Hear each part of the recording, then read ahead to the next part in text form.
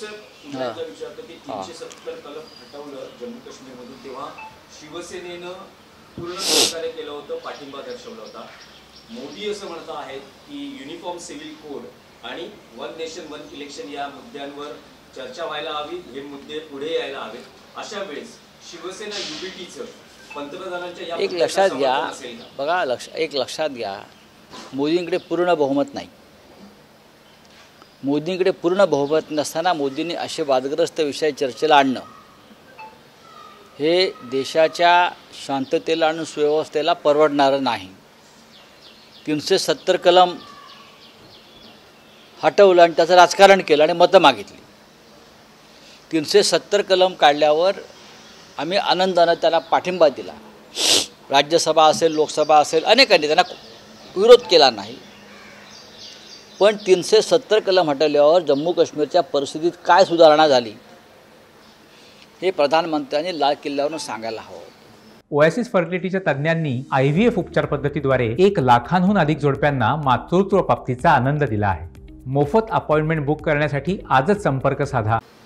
प्रधानमंत्री लाल किल्ल्यावरून भाषण करत असताना जम्मू काश्मीरमध्ये रक्ताचे सडे पडत होते आणि ते रक्ताचे सडे आमच्या जवानांच्या रक्ताचे सडे आहेत, हे त्याने विसरू नये.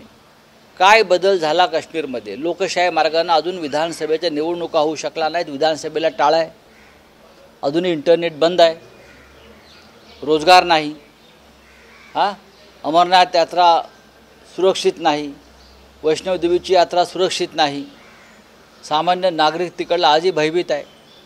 मग 370 कलम करून तुम्ही जे राजकारण केलं त्यातून तुम्हाला फायदा झाला, पण देशाला काय फायदा झाला? शिवसेनेनं हिंदुत्वाच्या आणि राष्ट्रीय एकतेच्या मुद्द्यावर जसं अयोध्येतील राम मंदिराला पाठिंबा दिला, तसं आम्ही 370 कलम हटवण्यालाही पाठिंबा दिला होता. राऊतसाहेब, आणखीही मोदी यांनी भाषणात असं म्हटलं आहे की 1 लाख तरुणांना राजकारणात आणणार. म्हणजे त्यांना आम्ही, हे जे तरुण आहेत, 1 लाख तरुण आहेत, त्यांना आम्ही पैसे देणार आणि पगारावर ठेवणार. आमच्या भाजपच्या राजकारण हे फक्त भाजपच्या सोयीचं असतं आणि त्यासाठी त्यांनी भारतीय जनता पक्षाने राजकारणात दलाल निर्माण केलेले. राजकारणात आणण्याचे मार्ग जे असतात, उत्स्फूर्तपणे माणसं राजकारणात येतात, तरुण राजकारणात येतात, लादले जात नाहीत. शिवसेनेमध्ये हिंदुहृदय सम्राट बाळासाहेब ठाकरेंनी असंख्य तरुणांना राजकारणात संधी दिली. अशी संधी काँग्रेस पक्षातही मिळाली, महाराष्ट्रात राष्ट्रवादी काँग्रेस पक्षात मिळाली.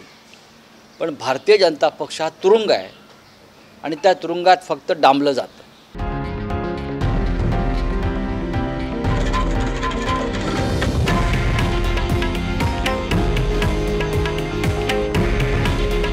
हे आहे देशातील नंबर 1 न्यूज नेटवर्क आणि आपण पाहत आहात TV9 मराठी.